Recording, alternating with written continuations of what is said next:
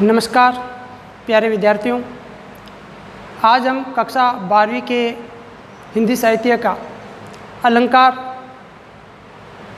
जो है पढ़ेंगे। अलंकार हमारी बोर्ड एग्ज़ाम की दृष्टि से बड़ा महत्वपूर्ण है, क्योंकि अलंकार जो है बोर्ड के अंदर 8 अंक का आता है। 2 क्वेश्चन बनते हैं, प्रश्न 2 आते हैं 4-4 अंक के। अलंकार जो है नाम से ही पता चलता है, अलंकार का अर्थ जो है वो होता है अलंकृत, अलंकृत करना।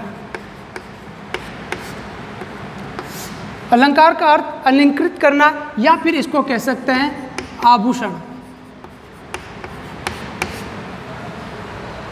यानी जिस प्रकार से एक स्त्री या जो मानव होता है या पुरुष जो होता है अपने आप को, अपनी सुंदरता को बढ़ाने के लिए आभूषणों का उपयोग करता है, अर्थात वो आभूषण जब पहनता है तो मनुष्य के अंदर और भी ज़्यादा सुंदरता, और भी उसकी सुंदरता में निखार आने लगता है। वैसे ही हमारी हिंदी काव्य के अंतर्गत जो अलंकार होते हैं वो उस काव्य की क्या करते हैं, शोभा बढ़ाते हैं। अर्थात तो इसकी जो परिभाषा है वो परिभाषा ये होती है कि काव्य की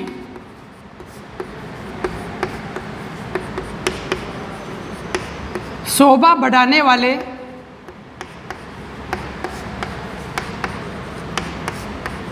तत्व, तो काव्य की शोभा बढ़ाने वाले तत्व अलंकार कहलाते हैं। अर्थात ये तत्व काव्य की शोभा बढ़ाते हैं, उसके अंदर एक चमत्कार, एक सौंदर्य, एक निखार जो है उत्पन्न करता है, जिससे पाठक के मन में उसके प्रति रुचि पैदा होती है। अलंकार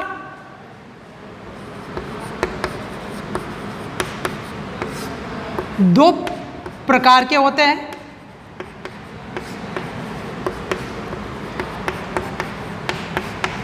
वैसे कहीं कहीं अलंकार 3 प्रकार के भी दिए हुए होते हैं, लेकिन हम यहाँ पर जो है हमारे महत्वपूर्ण 2 ही होते हैं, शब्दालंकार और अर्थालंकार। शब्दालंकार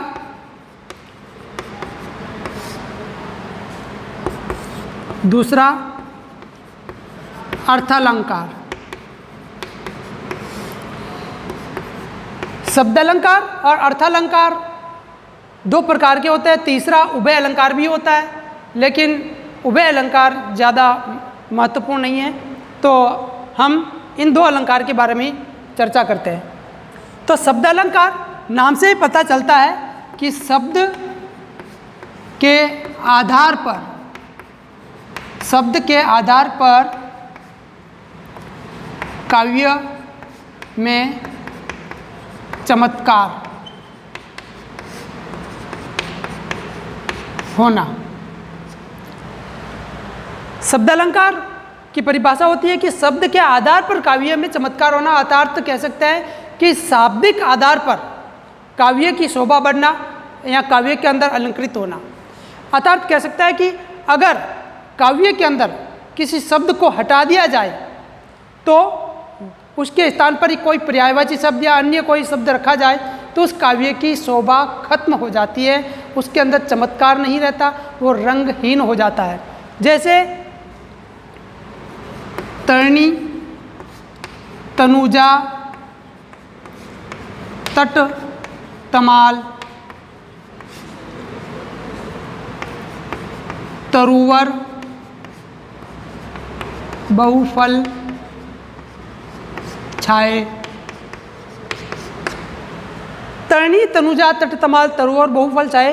अब इसमें शाब्दिक आधार पर जो है काव्य का चमत्कार होता है। जैसे तरणी, तनुजा, तट, तमाल के अंदर त वर्ण की आवृत्ति हो रही है, ये एक वर्ण है, इस वर्ण की आवृत्ति हो रही है।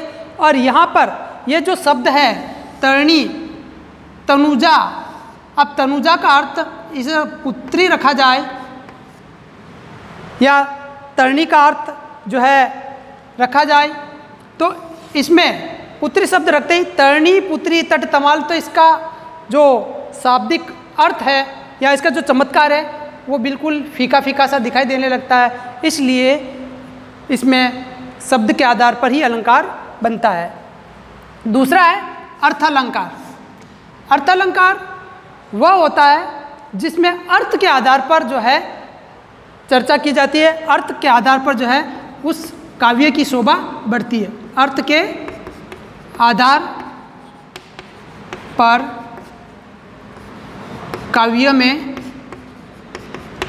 चमत्कार का होना।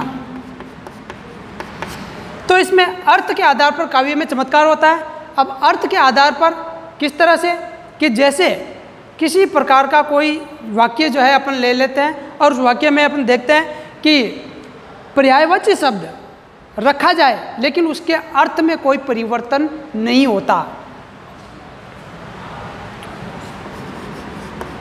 जैसे मुख, मयंक, सम, मंजू, मनोहर। अब देखिए ये अर्थ के आधार पर होता है। मुख यानी चेहरा जो है वो मयंक के समान मंजू मनोहर, मन को हरने वाला सुंदर चेहरा है। और मयंक के स्थान पर अगर अपन चंद्र लिखें, चंद्र, लेकिन इसमें कोई परिवर्तन नहीं होता, ये भी अपन लिख सकते हैं क्योंकि ये अर्थ के आधार पर जो है इसमें चमत्कार है, न कि शब्द के आधार पर। तो मुख, चंद्र, सम, मंजू, सुंदर, कोई प्रभाव नहीं पड़ा, इसमें चमत्कार वो कि वो रहता है शब्द के परिवर्तन करने पर भी। लेकिन शब्द अलंकार के अंतर्गत जो है वो होता है कि इसमें शब्द परिवर्तित करते ही उसका अर्थ, उसका चमत्कार जो है पूर्ण रूप से फीका दिखाई देने लगता है, लेकिन इसमें कोई प्रकार का कोई जो है प्रभाव दिखाई नहीं देता है। कक्षा 12वीं के अंदर कुछ महत्वपूर्ण, कुछ सेलेक्टेड जो है, या कह सकते हैं कि कुछ विशेष अलंकार ही दिए हुए हैं, जिसमें कह सकते हैं 8 अलंकार जो है वो हमारे पाठ्य पुस्तक के अंदर, हमारे पाठ्यक्रम में दिए गए हैं और हम उन्हीं के जो है यहाँ पर चर्चा करेंगे। तो नंबर 1 अन्योक्ति अलंकार। अन्योक्ति अलंकार नाम से ही पता चलता, अन्य प्लस उक्ति, अन्य प्लस उक्ति, अर्थात अन्य के लिए प्रयुक्त की गई उक्ति, उक्ति यानी कथन, यानी जो कथन हम दूसरों के लिए प्रयुक्त करते हैं तो अन्य उक्ति जो है होता है। इसकी परिभाषा जो है होती है, परिभाषा काव्य में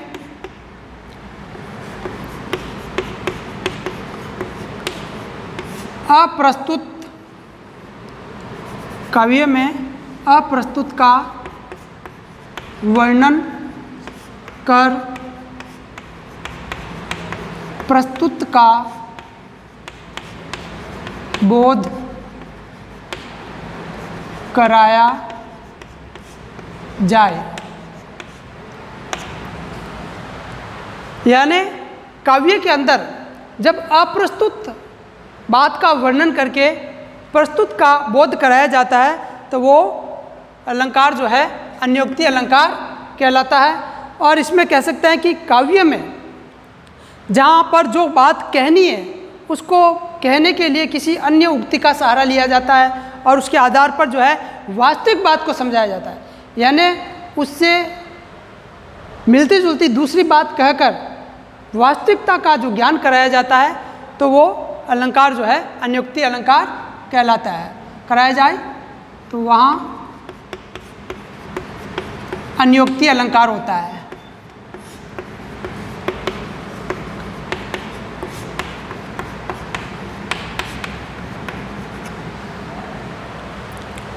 जैसे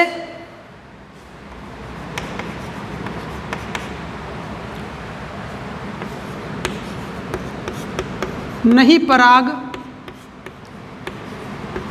नहीं मधुर मधु, नहीं विकास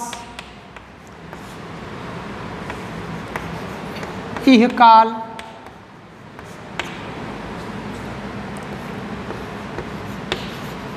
अली कलीसो बंदियों, आगे कौन, हवाल। तो उदाहरण के अंदर देखिए, नहीं पराग नहीं मधुर मधु, यानी ये उक्ति महाराजा जयसिंह के लिए कही गई है। तो महाराजा जयसिंह के लिए कवि बिहारी ने कहा है कि जब वो अपने राज कार्य से विमुख हो गए और अपनी सुंदर नारी की सुंदरता में खो गए और राजकाज सारा चौपट हो गया, उस समय उनको अपना कर्तव्य याद दिलाने के लिए ये पंक्ति कह गई कि नहीं पराग नहीं मधुर मधु नहीं विकासी अकाल, यानी जो ये कली है, ये जो पौधा है, इसमें ना तो कोई परागकण है, ना इसमें मधुर मधु है, और न ही इसका अभी विकास हुआ है। अली कली सो बांधियो, और ऐसी कली से एक बौरा बंधा हुआ है, अब आगे कौन नवाल, अब आगे उसकी क्या दशा होगी ये तो पता नहीं। तो इस माध्यम से, इस दोहे के माध्यम से कवि बिहारी ने राजा जयसिंह को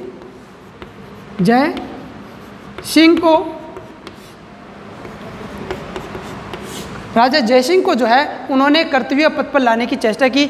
जब उनको ये पता चला कि भाई मैं अपनी कली यानी उनकी नवोढा रानी, बस ये कह सकता है जो नवोढा रानी थी, उस रानी के बारे में कहा गया है। कली का मतलब यहाँ यह होता है।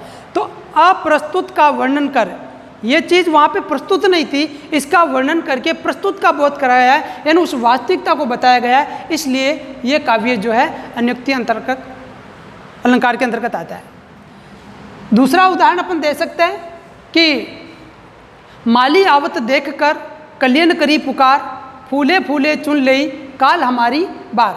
अर्थात जब माली जो है बगीचे के अंदर फूल को चुनने के लिए जाता है तो कलियाँ पुकार करती है, एक दूसरे से कहती है कि आज मालिक जो है ये खिले हुए फूल, जो पके हुए फूल है, इनको जो है आज माली चुन कर ले जा रहा है, कल हम भी इसी तरह से फूल बनेंगे, इसी तरह से खिलेंगे, विकसित होंगे, तब ये माली हमें भी यहाँ से लेके चलेगा।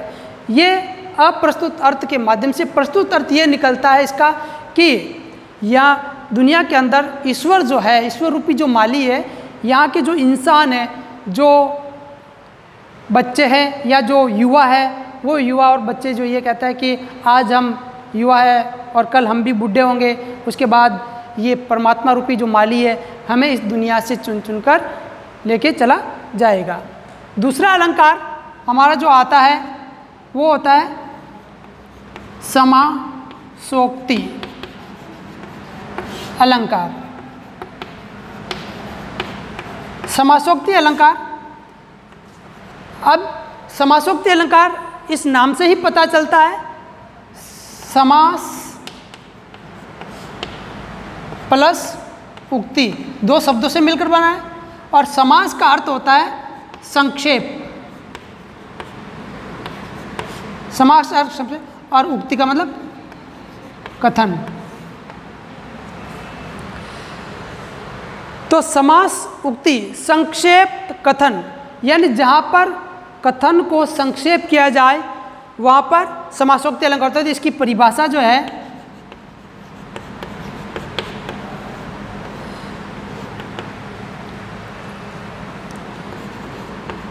काव्य में जब प्रस्तुत अर्थ से अप्रस्तुत अर्थ भी निकले,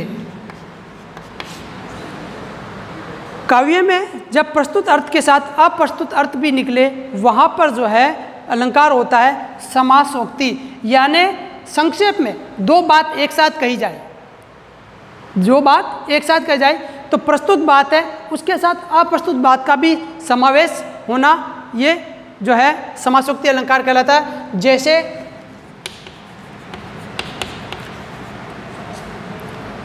कुमुदिनी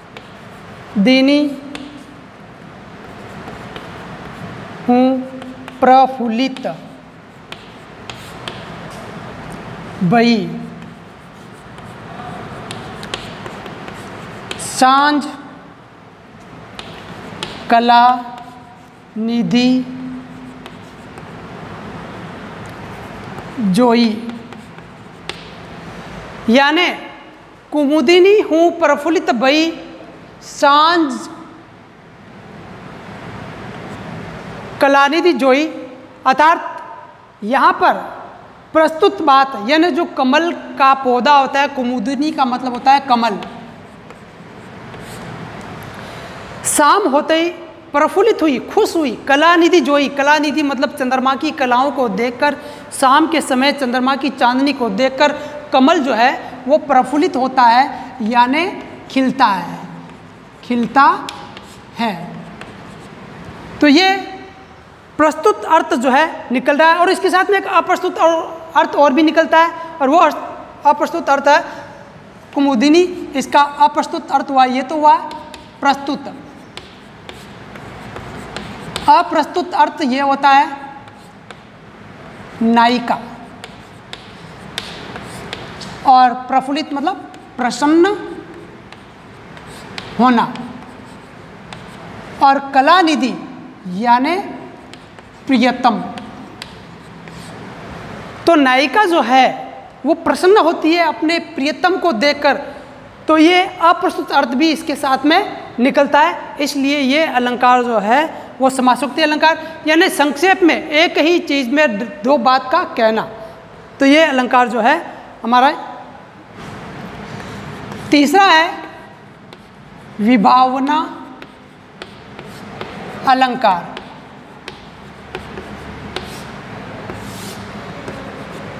विभावना अलंकार यहाँ पर कह सकते हैं कि बिना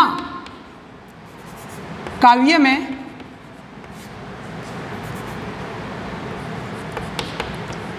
बिना कारण के कार्य का संपन्न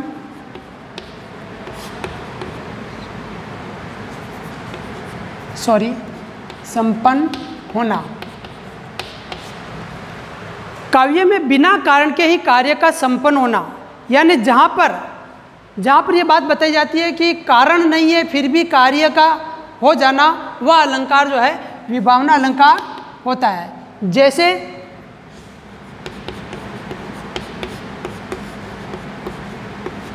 बिनु पग चले सुने बिनु काना, कर बिनु कर्म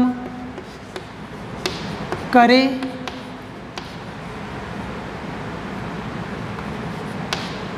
विधि नाना।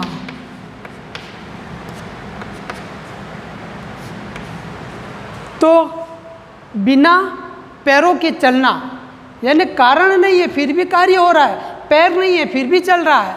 सुने बिनु काना, बिना कानों के वो सुन रहा है। कर बिनु, और बिना हाथों के वो कार्य कर रहा है। विविध विधि नाना, यानी विभिन्न प्रकार के कार्य वो बिना हाथों के कर रहा है। तो यहाँ पर कारण ना होने पर भी कार्य का संपन्न हो रहा है, अतः वो अलंकार जो है विभावना अलंकार कहलाता है। जैसे एक और उदाहरण देखें कि नाची अचानक हो उठे पावस बिन मन मोर, यानी वन के मोर जो है बिना पावस ऋतु के ही वो नाच उठते हैं, खुश होने लगते हैं बिना कारण के ही। चौथा जो अलंकार होता है वो हमारा है विषय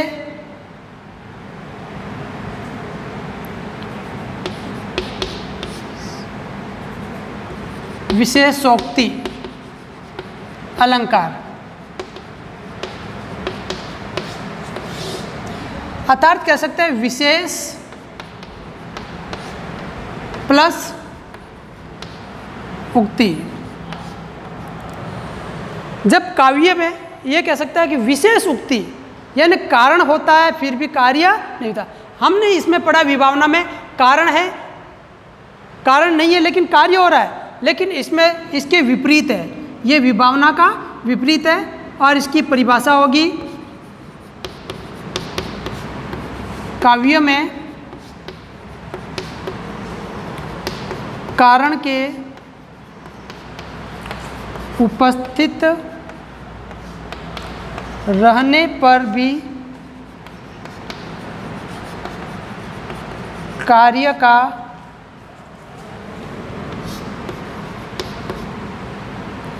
न होना, अर्थात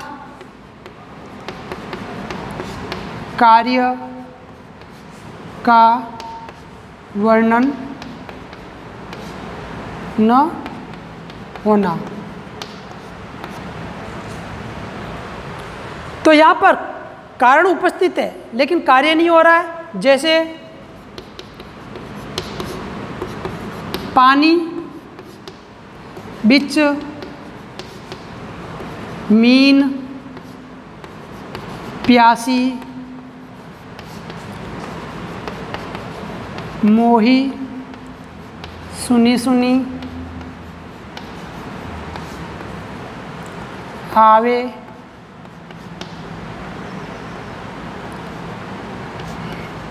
हासी। अर्थात कह सकते हैं पानी बिच मीन पिपासी मोही सुनी सुनी आवे हंसी, यानी पानी के बीच के अंदर मीन यानी मछली और प्यासी।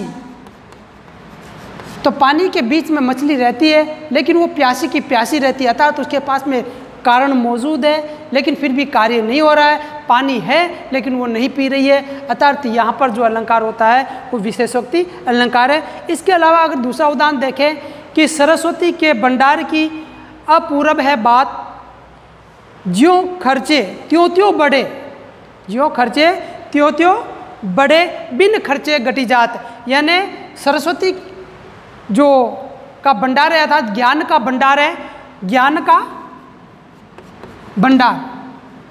तो ज्ञान का भंडार जो है खर्च करने पर या लोगों के साथ में जो है शेयर करने पर, उनसे उनके साथ बातचीत करने से जो है वो ज़्यादा ज्ञान में वृद्धि होती है।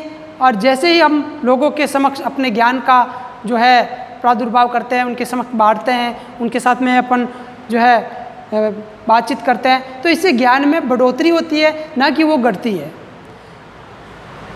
तो इस प्रकार से ये 4 अलंकार जो है हमने पढ़े हैं।